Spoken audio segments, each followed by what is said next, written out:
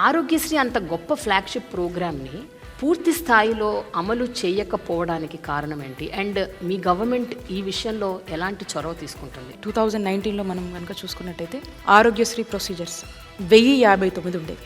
మా ముఖ్యమంత్రి గారు 3257 ప్రొసీజర్స్కి తీసుకొచ్చారు. టీడీపీ హయాంలో 742 హాస్పిటల్స్ ఉన్నాయి. జగనన్న వచ్చాక 2350 హాస్పిటల్స్ వరకు కూడా రాష్ట్ర ప్రజల కోసం ఈరోజు పనిచేస్తూ ఉన్నాయి. ఆరోగ్య సురక్షితం మీద క్యాంప్ పెడుతున్నారా అంటే మీరు కంపల్సరిగా చూపించుకోవాలని ఉంది. తీసుకెళ్ళి మరుక్షణం బెస్ట్లో కొంచెం గెట్ట కనపడుతుంది అన్నారు. నేనేం చేయాలి భగవంతుడా, నా పరిస్థితి బాగాలేదు.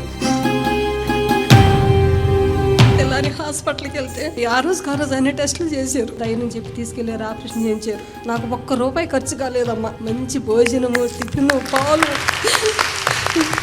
అన్ని ఫ్రీగా ఇచ్చారు.